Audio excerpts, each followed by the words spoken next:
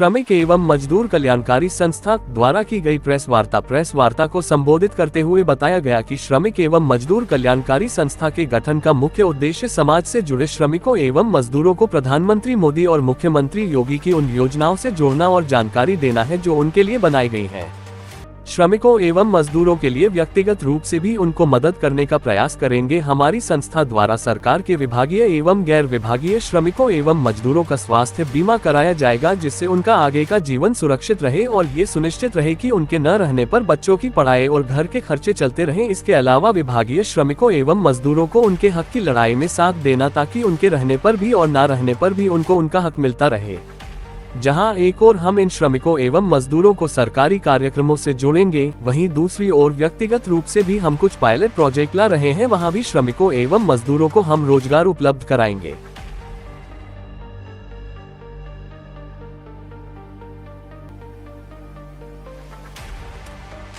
तो बताया जो प्रेस वार्ता हो रही, क्या उद्देश्य है इसका? मैं राजीव मिश्रा, मजदूर एवं श्रमिक कल्याणकारी संस्था का मुख्य संस्थापक एवं प्रबंधक, ये राजेश नेगी अध्यक्ष, जितेंद्र सोनकर उपाध्यक्ष, लीगल एडवाइज़र MK मिश्रा, सदस्य बॉबी कुमार। इस संस्था का मुख्य उद्देश्य है कि श्रमिकों की आवाज़ सरकार तक पहुंचाना। इस संस्था का मुख्य उद्देश्य जो भी श्रमिक हमारे उत्तर प्रदेश में कार्य कर रहे हैं, उनको न्यूनतम वेतनमान मिले, जिससे उनके परिवार का भरण पोषण हो सके।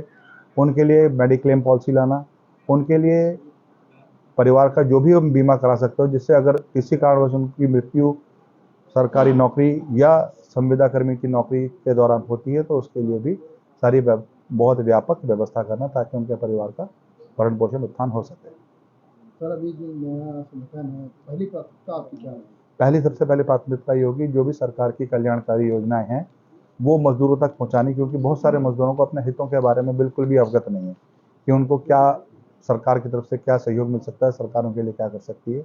और इसी कारण वो बहुत सारी दलाल प्रथा का भी शोषण होते हैं। जैसे आपने देखा होगा, बहुत सारी विभागों की यूनियनें बनी हुई हैं, और आपने देखा होगा, आपने लखनऊ में शक्ति भवन के बाद अक्सर धरना प्रदर्शन चलता रहता है, लेकिन जो उनके यूनियन के लोग हैं वो कभी भी असली मुद्दा नहीं उठा के श्रमिकों की बातें जो हैं वो अपने विभाग के उच्च स्तरीय लोगों तक नहीं पहुँचाते।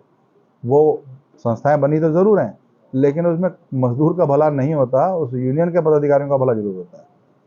तो ये चाहते हैं कि हम ये प्रथा खत्म हो और उसका फ़ायदा जो है वो उस श्रमिक को मिल सके।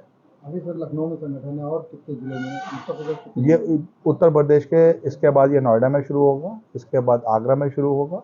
आप ये मान के चलिए कि चुनाव समाप्त होते होते तक तकरीबन हम सारे प्रदेशों के सारे जिलों में हम लोग ये कर लेंगे। इसके बाद इसको हमारे समस्त भारतवर्ष तक फैलाने का पूरा प्रोजेक्ट है, क्योंकि हम लोग इसमें एक नया प्रोजेक्ट भी चालू कर रहे हैं, जिसमें हम लोग 1 रुपया यूनिट पे प्रदेश और देश की जनता को 1 रुपया यूनिट पे बिजली उपलब्ध कराएंगे, जिसमें बहुत सारे रोजगार के अवसर पैदा होंगे।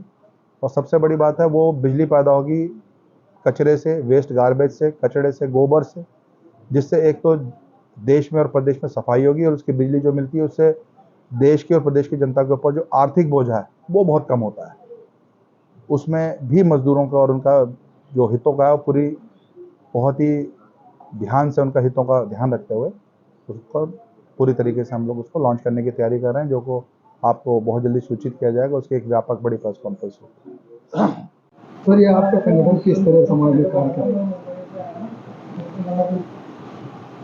सर, कार्य तो हमें, हम मजदूर भाइयों के बीच में जाएंगे, उनकी परेशानियां, उनकी जो भी समस्याएं हैं उन सबको समझ के उसके बाद इसका निवारण निकालेंगे, और अपनी बात जो है सरकार तक पहुंचा के उन लोगों को जितना भी हम अपनी तरफ से कर सकते हैं, अपने व्यक्तिगत तौर पे भी, और जो हमारे संगठन के सभी सदस्य हैं, हम सब मिलकर इसका समाधान निकालने की कोशिश करेंगे, ताकि उनको ज़्यादा से ज़्यादा जो है बेनिफिट मिले। ऐसे कुछ योजनाएं होती है, सरकारी योजनाएं, वो पहुंच नहीं पाती गरीबों तक, उसको किस तरह आप पहुंचाएंगे? सर, वो हम उनके श्रमिकों के बीच में जाके, अब वर्बल हूँ अगर वैसे बोल रहे हैं तो, क्योंकि कई चीज़ें जब उनके अंदर तक हम उनकी परेशानियों को जानेंगे, पहचानेंगे, समझेंगे, तो हमारा यही सबसे पहला उद्देश्य यही रहेगा कि हम उनके पास जाएं, पर्सनली उनकी जाके उनकी समस्याएं को समझें।